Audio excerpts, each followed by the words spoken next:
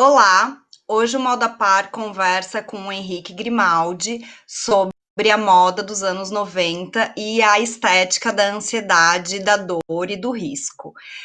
Antes de falar com o Henrique, vou convidar, como sempre, a todos e a todas para conhecerem nosso canal do Instituto Cidade no YouTube. O Conversas Moda Par é uma parceria com o Instituto Cidade. Então, por favor, entrem lá no canal, se inscrevam, ativem o sininho para receber nossas notificações. Tanto o Moda Par quanto o Instituto Cidade estão também nas redes, no Facebook e no Instagram. Então, estou aqui com o Henrique Grimaldi, agradeço muito a presença dele. O Henrique, ele é doutorando em Sociologia, Unicamp, e o Henrique fez o mestrado em História da Arte e Cultura de Moda pelo programa de pós-graduação em Artes, Cultura e Linguagens da UFJF. E eu conheci a pesquisa do Henrique, foi inclusive um interesse pessoal, num momento em que eu me voltei a estudar os anos 90, encontrei a dissertação dele, que é incrível, e decidi conversar um pouquinho sobre essas questões todas dos anos 90 e da moda, que historicamente é um momento tão próximo da gente, né, Henrique, mas que já podemos estudá-lo, né? Então, bem-vindo ao Moda Par, obrigada por ter se disponibilizado a estar aqui com a gente. E começo perguntando um pouco se você pudesse fazer uma definição da questão da moda dos anos 90, como que você vê essa relação? Primeiramente, eu gostaria de agradecer imensamente esse convite. É um prazer, um desafio muito grande conversar num canal com pesquisadores que eu admiro profundamente, com trabalhos que eu leio e que eu referencio, inclusive. Então, é motivo de muita satisfação estar aqui hoje conversando com você um pouquinho sobre a moda dos anos 90. Nós conversamos já em outros momentos e realmente é um ponto de convergência, um ponto de interesse comum para nós, esse debate sobre a moda dos anos 90. E quando eu penso, Maíra, na moda, nesse momento específico da moda, nós acabamos nos interessando por muitos desfiles espetaculares que sempre nos vêm à memória, grandes estilistas. O que eu tento fazer quando eu olho para os anos 90 é exatamente voltar um pouquinho atrás. É pensar e tentar encontrar o que das décadas anteriores ancora, na verdade, esses anos 90, o que permite que aquela experimentação e toda a evolução estética que se desenvolve, particularmente em Londres, que é um dos meus objetos de estudo, né, a Inglaterra e Londres, nomeadamente nos anos 90, o que ancora esse conjunto de experimentações. E aí eu vou me voltar para essa ideia que é uma questão corrente no meu trabalho, que é o imaginário social, né? E pensar esse imaginário social a partir de duas abordagens. Assim. Primeiro, lembrar que a moda ela pode ser um reflexo de uma série de mudanças que são correntes na nossa realidade, mas que ela também pode carregar uma espécie de potencial premonitório. E aí a moda se torna muito interessante para mim. Exatamente porque ela habita essa espécie de interreino, né? Quando aqueles antigos modos de se criar, de se produzir, já estão obsoletos, mas outros modos de se criar e de se pensar ainda não foram inventados. Isso é brilhante, porque ela pode antecipar novas formas de viver e novas formas de se produzir, de se pensar, isso tudo dentro desse campo social. Afinal, a moda acaba é um objeto da cultura e um objeto da cultura inserido dentro desse contexto social. E os anos 90, para mim, pensando todo esse imaginário social, ele é indissociável de uma ideia do risco, das crises econômicas, da ansiedade, do medo estrutural. Isso tudo aparece como uma espécie de resposta na moda desses grandes estilistas dos anos 90 que eu particularmente estudo. Henrique, a gente conversou um pouquinho sobre os conceitos, porque tem uma coisa muito interessante na. Primeiro, eu gostaria de fazer até um relato pessoal, como a pesquisa do Henrique me tocou, porque, na verdade, eu fui essa adolescente dos anos 90, eu vivi minha adolescência nos anos 90, justamente quando essa estética da ansiedade, que eu gosto muito desse termo, né? Falando melhor que os termos que o Henrique foi trazendo, né? Essa questão da estética da ansiedade, que ele e essa questão do risco como uma categoria sociológica. É lógico que eu, adolescente, com 15, 14, 15, 16 anos, vivendo isso. E o que, que é isso, né? Acho que é legal um pouco a gente falar de imagem, assim, para as pessoas também poderem entender melhor. Eu tô falando aqui do que eu recebia, como, por exemplo, a música grunge do Nirvana. Dentro de Florianópolis, que era onde eu Exatamente. morava nesse período, era o que mais chegava. Dificilmente a gente conseguia distinguir o que era exatamente da cultura britânica e da cultura norte-americana, apesar de eu ter tido a oportunidade, com 15 anos, de fazer um intercâmbio em Londres e ter estudado lá, e eu estava até revendo as minhas fotos, em todas as fotos eu estou com uma camiseta do Nirvana, né? Então, o quanto isso me afetou como adolescente, essa questão tanto da ansiedade quanto do risco, e eu não tinha a menor ideia, eu simplesmente me identificava com a dor, a sensibilidade do Kurt Cobain. Para mim, aquilo fazia muito sentido, né? Então, é lógico que, como adolescente, eu recebia essa influência, e hoje, como pesquisadora, me considero uma testemunha ocular da moda dos anos 90 que o Henrique estuda.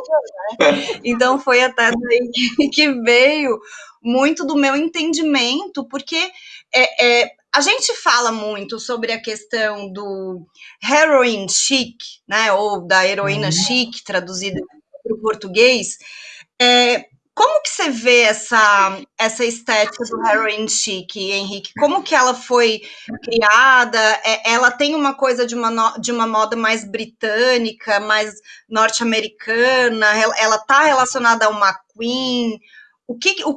Você, dentro dos seus estudos, você chegou a encontrar se foi a mídia que deu essa denominação, ou se os próprios estilistas que criaram essa essa nomenclatura? Eu não sei precisar exatamente a primeira vez que esse termo surge, mas eu acredito que tenha sido na mídia especializada, né? E é curioso porque a Heroin Chic e depois o que eu chamo de Wasted Look, né? Que para mim é um passo além da Heroin Chic, que vou tentar explicar brevemente depois, rapidamente. É, isso que eu É, queria perguntar para você, como que passa, né? O Henrique, ele trabalha com essa categoria do wasted look. E eu queria que também você explicasse um pouco o que seria passagem de uma coisa para outra. perfeito. Eu acho que a Ironshik já é o primeiro momento de ruptura, assim, já traz alguma coisa de uma estética insurgente que se encontra ali no início dos anos 90, rompendo completamente com a estética dos corpos torneados, saudáveis dos anos 80. Quando a gente pensa na moda dos anos 80, particularmente nessa moda de passarela, eu acho que uma das grandes imagens que me vem à cabeça Gianni Versace entrando na passarela com Naomi Campbell, Claudia Schiffer ao som de Freedom, sabe? E aquela era a beleza, aquela beleza torneada dos corpos saudáveis. O que acontece nos anos 90 e que para mim é sintomático desse processo do que eu chamo de estética da ansiedade, né? Dessa ansiedade como categoria estrutural que vai ser respondida esteticamente por essa geração, é exatamente isso. É uma a incorrência de uma série de desestabilizações que vão levar a beleza para uma beleza outra. A beleza torneada e saudável dos anos 90 se torna uma beleza enfermiça, sabe? Aquela beleza do excesso, a beleza que parece que está a qualquer ponto de se esgotar. Né? E a gente lembra das fotografias da Corinne Day com a Kate Moss nos anos 90. Eu até mesmo das capas de algumas revistas experimentais, como a Peel Magazine, que o nome em si já é sintomático, uma revista de moda ter esse nome Peel, né, já traz essa questão dessa medicamentação geracional, né, e o Wasted Look, para mim, ele se encontra exatamente num ponto de virada ali nos anos 90, onde a heroin chic, que é simplesmente, não simplesmente, mas que está mais atrelada ou mais enraizada dentro de uma experimentação estética, se transforma numa espécie de estilo de vida. Né? Então não são só mais as fotografias de moda. O wasted look, que é o look do excesso, né? Para mim, desse contexto de roteiros completamente perdidos da vida. A gente está falando, e é importante salientar, que nós estamos falando exatamente do fim da União Soviética em 1991, e diferente de um esperado período de paz, a globalização vem com tudo. Nós estamos falando de uma crise avassaladora da pandemia mundial de HIV. Nós estamos falando dos genocídios na Bósnia, na Ruanda, e da mudança dos regimes visuais. Então, a MTV está emergindo, né? As fitas VHS estão emergindo, os videoclipes estão emergindo. Então, é um bombardeamento constante de novas imagens, imagens muitas vezes brutais, que fazem com que há alguma virada, sabe? Há alguma espécie de colapso desse self. E a partir do momento que esse self colapsa, e ele perde o seu roteiro. Essa é a diferença para mim do heroin chic para o wasted look. O wasted look é o look do excesso, mas é o look que é produzido a partir da consciência de que todos os roteiros acabaram-se. Então eu vivo extremamente. Eu uso drogas, eu saio à noite, eu faço sexo sem proteção, e é exatamente esse tipo de atmosfera que muitas das revistas londrinas dos anos 90 e a passarela de diversos estilistas, né, tenta capturar.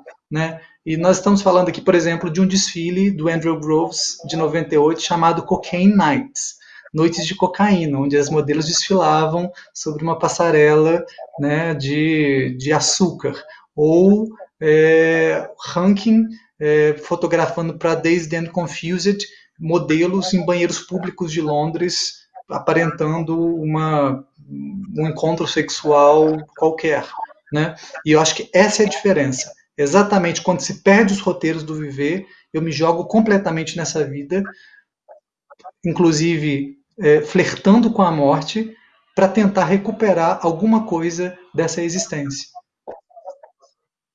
É muito até para mim emocionante ouvir você falar, porque eu lembro, por exemplo, eu lembro perfeitamente da estreia da MTV. E o quanto aquele amálgama de imagens, porque era isso, era muito novo, a gente nunca tinha visto aquilo. Então, pensando que eu sou dessa última geração que talvez tenha vivido essa questão dos anos 90 ali, com esse bombardeamento de imagens via TV, e que lá com meus 18, 17 anos que a internet começou a acontecer de uma forma assim, mas é só nos anos 2000 que isso vai explodir. Então, esse período todo, eu recebia muito pela MTV, e isso que você está falando, dessa fragmentação identitária, eu identifico na minha pesquisa, né, dos anos 50 e 60, eu inclusive coloco na minha tese, bem ousadamente, a questão de que eu vejo o desenvolvimento da cultura juvenil a partir dos anos 50 já, como um pequeno, vamos dizer assim, um início de um rompimento dessa identidade que iria chegar na pós-modernidade. Eu sei que todo esse assunto da pós-modernidade é super complexo, mas eu veria mesmo essas questões de como com a globalização nos anos 90, eu vejo muitas relações entre os anos 60 e 90 no sentido daquilo que o Guy Debord colocou lá nos anos 60, da sociedade do espetáculo, que a gente tem uma questão de mídia impressa, de cinema, até de início de videoclipe, de experimentação artística, mas que nos anos 90 isso vai chegar com a globalização no nível do completo nonsense na imagem, porque a MTV era isso, né? Então, eu acho que isso que você identifica e que a moda vai trabalhar é com essa exposição do cru, me parece, né? Um pouco do sem filtro, né? Então,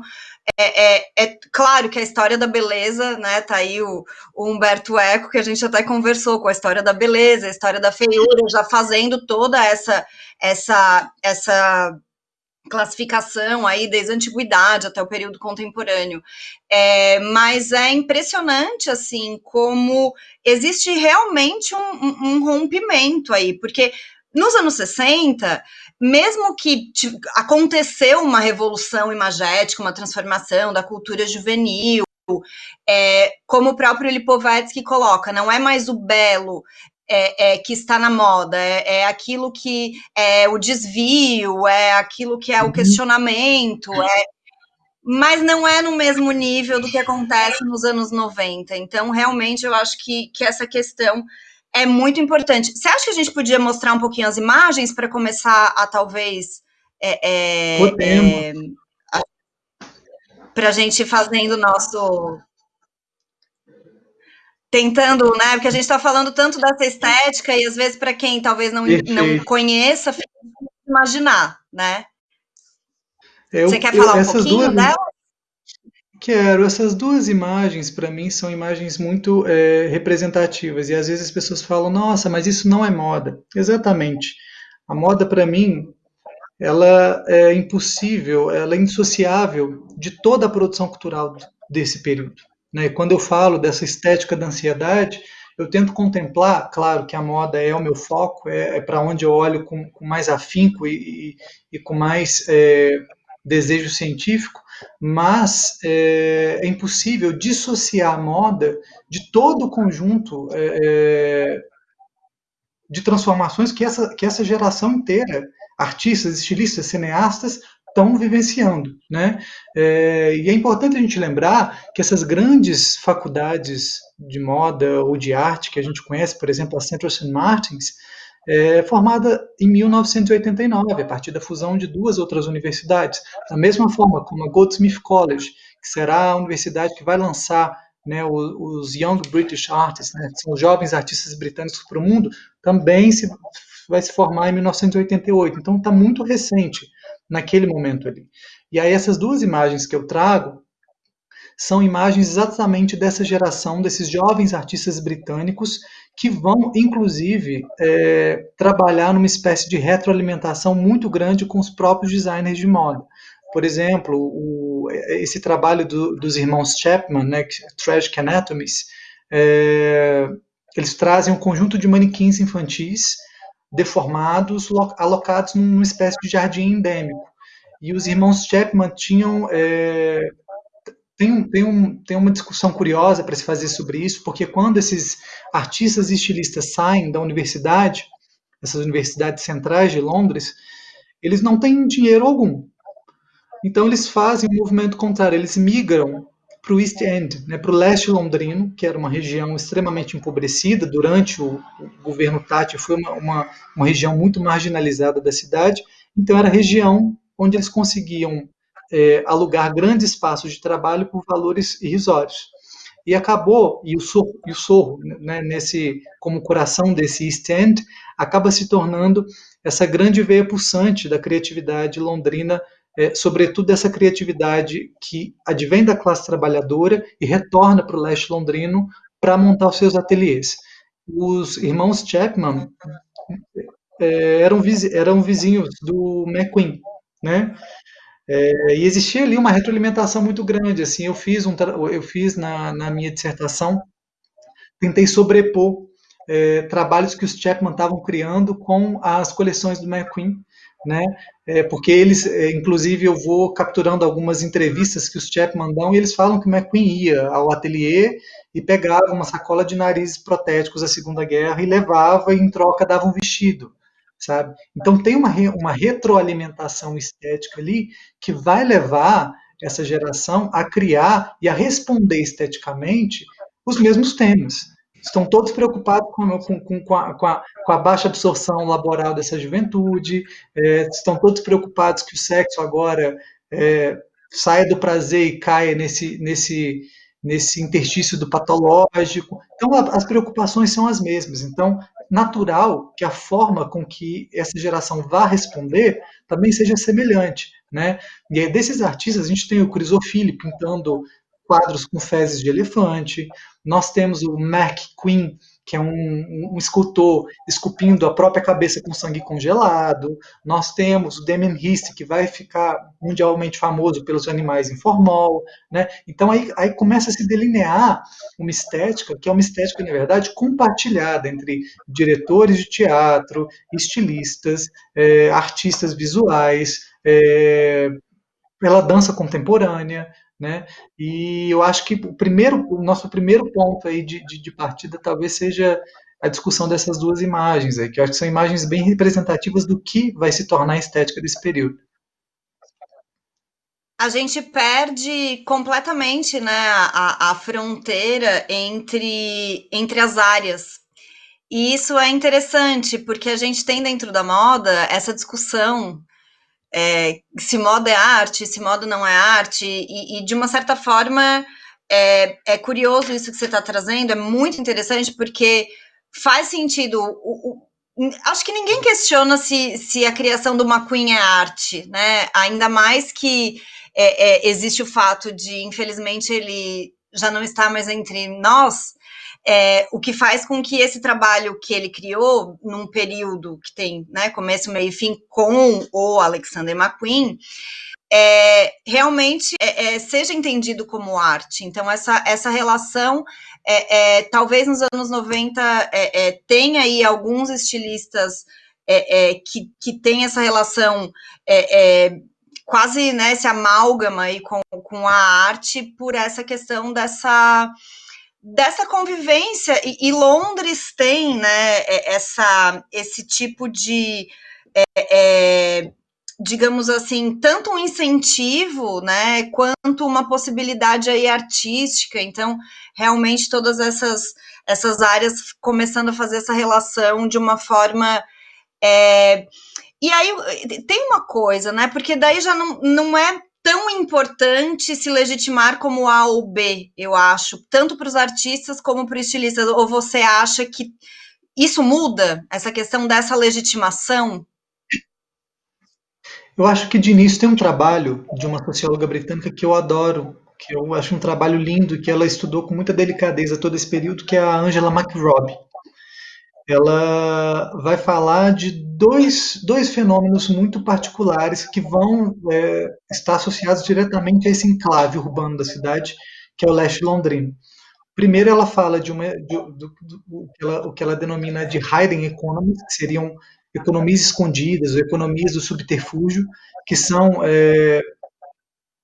essa geração tentando criar alguma forma de sobrevivência, uma vez que eles são completamente marginalizados dentro do mainstream, dentro da cultura de massa, né? E por outro lado, a partir do momento que essa geração não consegue se inserir dentro da economia comum, da economia de massa, existe um esforço dos artistas, dos estilistas, de se identificarem enquanto artistas. Então é exatamente isso. A denegação do econômico vem justamente no sentido da não absorção econômica, né? A partir do momento que me compram, eu já perco alguma coisa de artístico. Então era uma forma talvez de perfumar ou de poetizar essa não absorção econômica a partir da grafia de uma posição muito forte como um artista de vanguarda, não compreendem meu trabalho, né? E, e é interessante perceber que esses dois movimentos são contíguos, assim, eles são simultâneos, né? A produção de economias que vão ser consumidas basicamente pelas cenas alternativas, né? Tanto que existe uma relação muito forte desses designers com a cena noturna londrina, né? As boates gays, Tabu, Kink Girlink, Mainstink, né? E precisamente por isso, porque é necessário se manter essa posição de artista de vanguarda. Então, eu acho que aí as fronteiras entre moda e arte acabam ficando ainda mais borradas, assim, sabe? não existe muito bem uma separação. São fronteiras porosas, assim, as coisas estão ali passando de um lado para o outro com muita facilidade. Sim, não, faz todo sentido. Vamos continuar com as imagens para a gente. Bom, Isso. Aí foi um então, pouco da quando questão eu das falo, séries, né? pois é, quando eu falo exatamente desse momento, assim, de que as coisas estão mais ou menos horizontalizadas dentro do mesmo sentimento, é isso, assim, né? O que eu coloco aqui são simplesmente exemplos do que eu chamo dessa cultura do trauma mesmo, essa cultura geracional de um trauma, das instabilidades emocionais, né, desse risco como categoria mesmo sociológica, assim, a partir do momento que eu não sei para onde eu vou, eu não sei o que vai acontecer, eu tenho medo que a tecnologia engula essa humanidade, né, a minha resposta cultural e estética acaba sendo mais ou menos semelhante. Então a gente pode falar aí dessa estética melancólica de Twin Peaks do David Lynch, pode passar.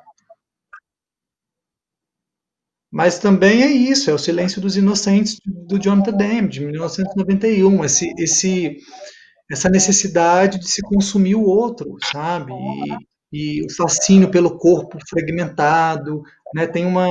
Uma leitura que a Kristeva faz, que é uma leitura, eu acho uma leitura muito bonita sobre esse momento, que é que ela aproxima esse instante do que o Lacan vai chamar de corpo morcelé, né? Que é o fascínio pelo corpo arrebentado, como que o ser humano passa de repente, sai de uma beleza da coesão para essa beleza da dispersão, da fragmentação desse corpo. E eu acho que isso representa bem, sabe? Pode passar. Como você disse, talvez o grande pilar dessa geração, da revolta dessa geração, é esse pranto escabroso do Kurt Cobain com Nirvana. Então, isso está tudo mais ou menos ecoando e reverberando numa mesma proporção. E aí, quando eu penso exatamente nessa geração e em como essa geração vai responder a essa ansiedade estrutural, eu começo a perceber que essa estética da ansiedade, na verdade, ela converge uma série de estéticas diferentes e que são todas utilizadas como uma espécie de solução epistemológica. Assim, a partir do momento que eu não sei mais como fazer, eu invento outras formas de fazer. É uma espécie de solução epistemológica que permite a essa geração a sua autoanálise. E aí a gente vai falar aqui de três que aparecem com mais recorrência dentro da moda inglesa dos anos 90.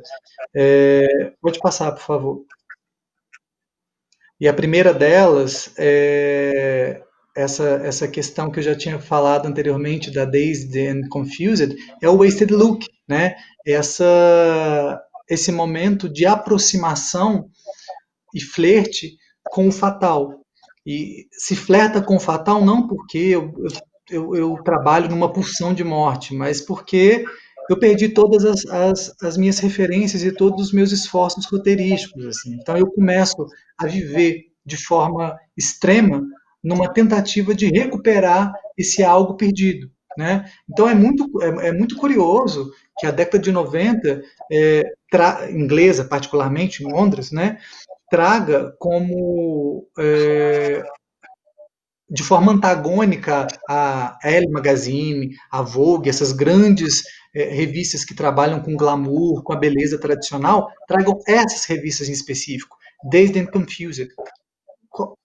É o resumo máximo dessa década, né? Atordoado e confuso, sabe? E quando eu estou O atordoado e próprio confuso, eu vou. título já coloca, né? Os dois títulos aí são muito interessantes, né? O Pilo e o Muito. David Confused Eu já acho que colocam. é bastante representativo desse momento. E esse wasted look que aparece aqui nesse sentimento de atordoamento e nessa busca de minimização desse atordoamento através dessa medicamentação, por exemplo, nós temos em Londres em 92 o restaurante Pharmacy do Damien Hirst, né? Então existe um fascínio e e uma busca muito grande por essa ideia da medicamentação social também, como uma forma de reduzir essa pressão, essa ansiedade.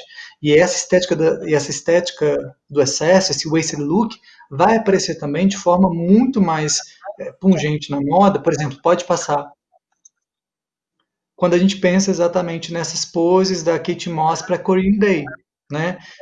Não são as tradicionais fotos de moda, nós não estamos mais falando daquelas fotos de estúdios limpas, mas fotos em apartamentos sujos com lata de cerveja, com cigarro, trazendo uma magreza excessiva.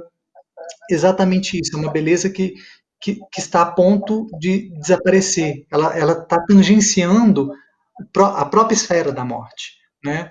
É um corpo em estado de espera que vai acenar posteriormente para o que a gente vai falar depois da estética objetual.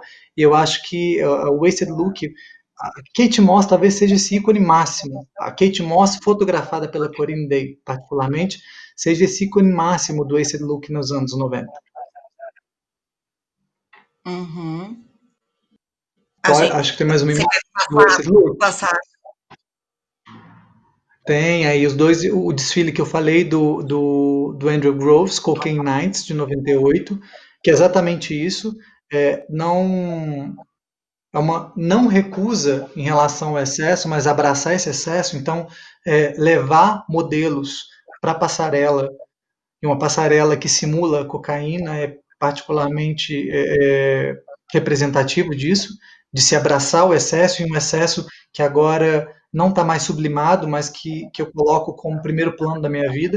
E esse desfile da Vivienne Westwood, que é o outono e inverno de 96 dela também, com essas maquiagens, que é isso, né? Essa é uma maquiagem que rompe, que vai tentar reproduzir essa beleza outra, que é a beleza que está rompendo completamente com a beleza dos anos 80, é o excesso. Meus olhos estão fundos do uso de tóxicos durante a noite, ou de não ter dormido, ou de ter consumido álcool em excesso, enfim. Acho que essa talvez seja a primeira grande estética que está inserida dentro do que eu chamo de estética da ansiedade. Uhum. E a gente continua passando as imagens? Podemos, a gente já vai mudar de tema, que eu acho que tentei encadear isso dentro de uma certa linearidade, porque nós temos então o wasted look, que é esse flerte com o fatal, né? Esse flerte com a morte, esse flerte com a destruição desse corpo. E a partir do momento que esse corpo é destruído, eu caio dentro dessa outra tendência, que é a estética objetual. E a estética objetual é exatamente esse fascínio por esse corpo arrebentado, por esse corpo que habita um pós-mortem, né? Só que ele habita um pós-mortem, só que não é o pós-mortem do esqueleto, é o pós-mortem da putrefação, né? É o pós-mortem que traz essa beleza viscosa, né? E aí nós temos aí o Incubus Necklace do Simon Costin, que é esse colar, né? Uma peça única, que é feito de prata, pérola, e esses vidrinhos estão preenchidos com sêmen, né? Sêmen do próprio designer. E isso é muito, muito, muito representativo para mim, assim, de carregar ao peito algo que pode ser potencialmente mortal. Esse medo, né, do sexo pela pandemia mundial de HIV, eu acho que essa peça, particularmente, ela encarna essa, esse trazer a ansiedade, trazer o medo, trazer o pavor ao peito de uma forma brilhante. Assim. E, o objeto é exatamente isso, é aquilo que sai do corpo. Né? Nós vamos ter, por exemplo, o McQueen fazendo um desfile, um desfile bastante conhecido dele, ficou conhecido como Untitled, né? Sem título, mas porque a American Express, que patrocinava a empresa à época, pediu para mudar o título, porque o título era Golden Shower, né? E as modelos Sim. desfilam exatamente sob essa chuva essa chuva amarela, né? Para fazer exatamente essa alusão a essa coisa que sai do corpo, né? Então, é esse desejo, é o desejo de ver o que o corpo nos oferta no pós-mortem. Esse trabalho, ao lado aí, esse desfile do Andrew Groves é um desfile que eu adoro. Status, essa peça em específico chama-se, né, Flies Trapped into a Jacket, que é moscas presas dentro de um casaco. Essa modelo chega na frente dos fotógrafos de moda, imagina, né? Os maiores árbitros da beleza mundial estão ali fotografando isso, editores de moda, fotógrafos de moda, e de repente o modelo abre esse casaco e libera um enxame de 5.000 moscas vivas em cima da plateia. Né? E essa é a graça, é brincar com a ideia de que essas moscas, de alguma forma, estavam se banqueteando no corpo dessa modelo. E aí é isso, que beleza é essa? A beleza torneada some, e a beleza de agora é a beleza da putrefação, do podre, daquilo que está prestes a desaparecer. Pode passar, por favor. Tinha uma imagem, eu não sei se eu coloquei aqui. Tem uma imagem do McQueen. Acho que eu não coloquei nesse slide, então.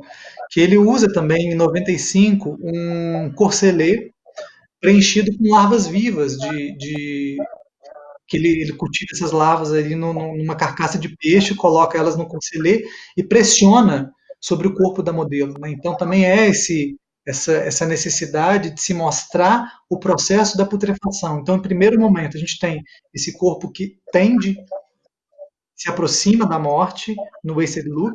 No segundo momento, o corpo que morre, né, e que começa a apodrecer, e isso vai nos levar posteriormente a essa terceira tendência, que talvez seja uma das tendências mais trabalhadas nos anos 90, que é o memento mori, essa necessidade de rememorar constantemente o sujeito da nossa mortalidade. E que a Juliana Schmidt, que você já entrevistou aqui, trabalha de uma forma linda, assim, eu adoro o trabalho dela, como ela trata essas temáticas da morte dentro da moda, né?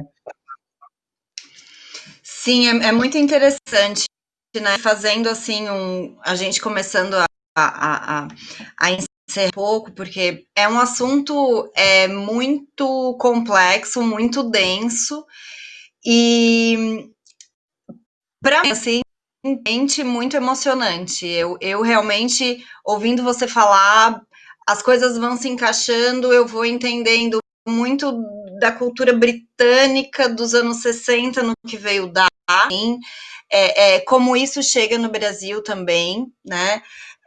E como, né? Então, só acho que para resumir aqui, você falou de 3 tendências, né?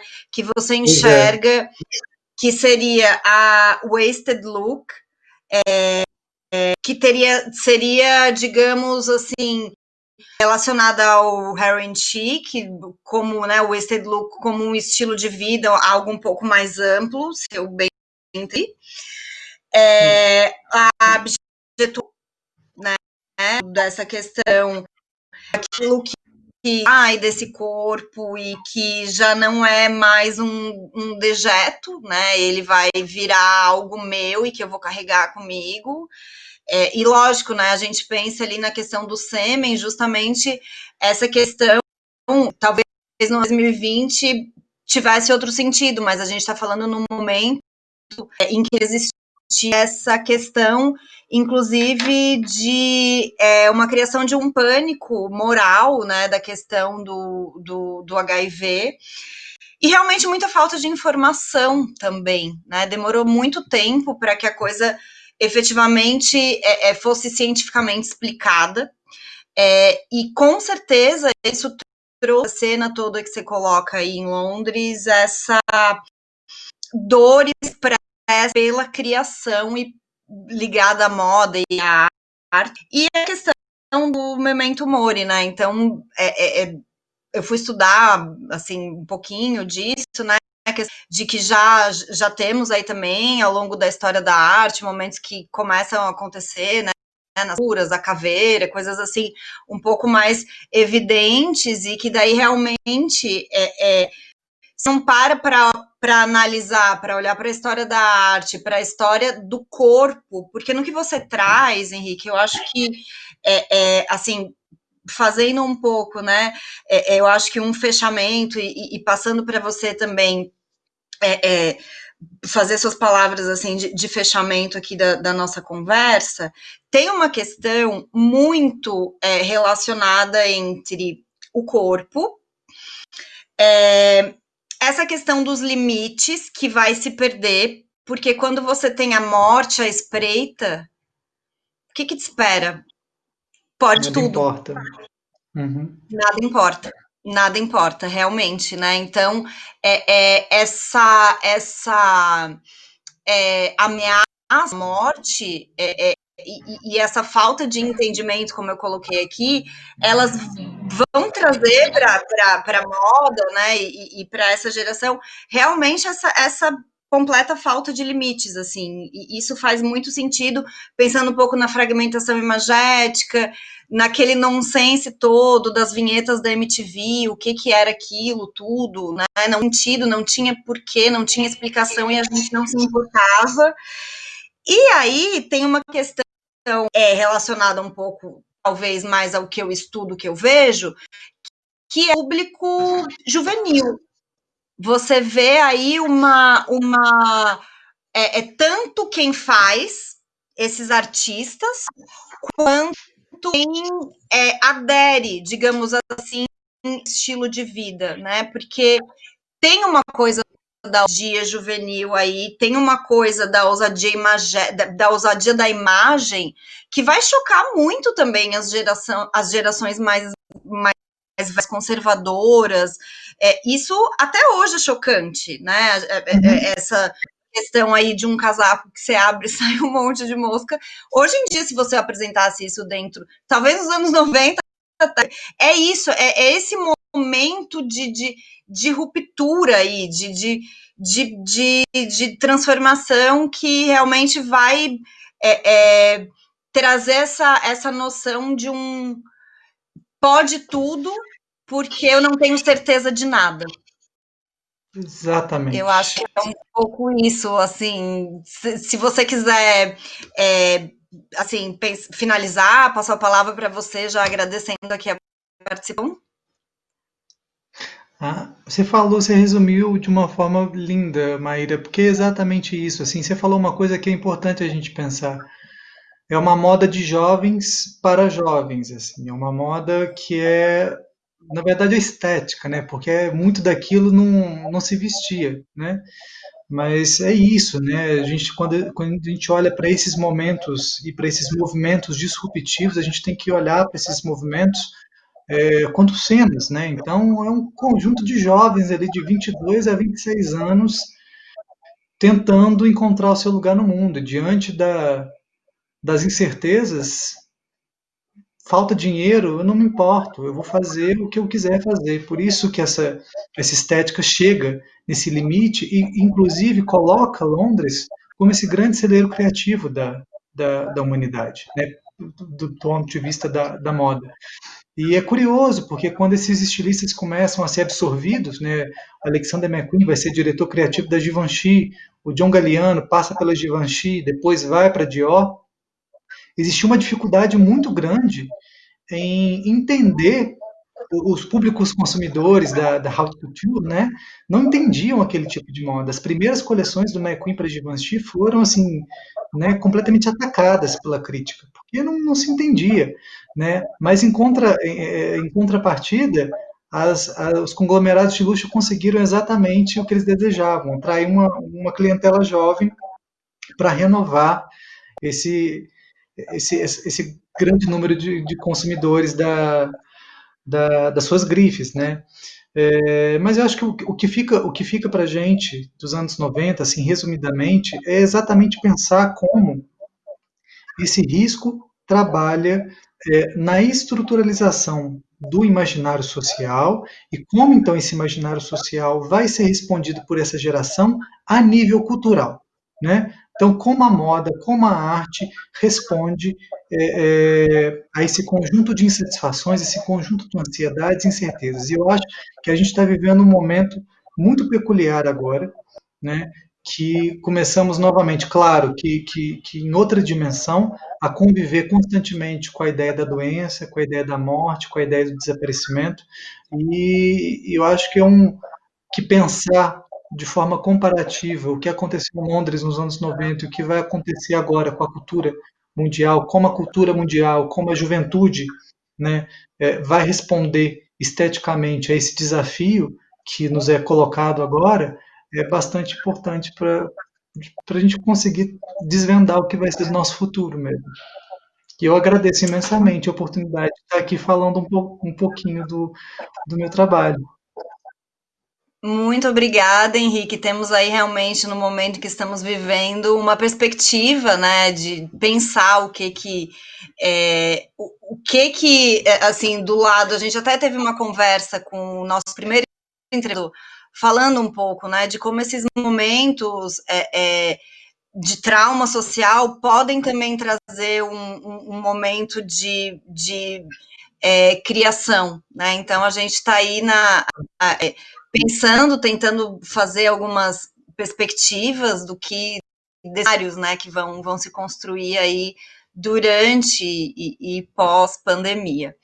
Então, muito obrigada. Finalizamos aqui mais uma conversa moda par e aguardamos vocês no nosso próximo encontro.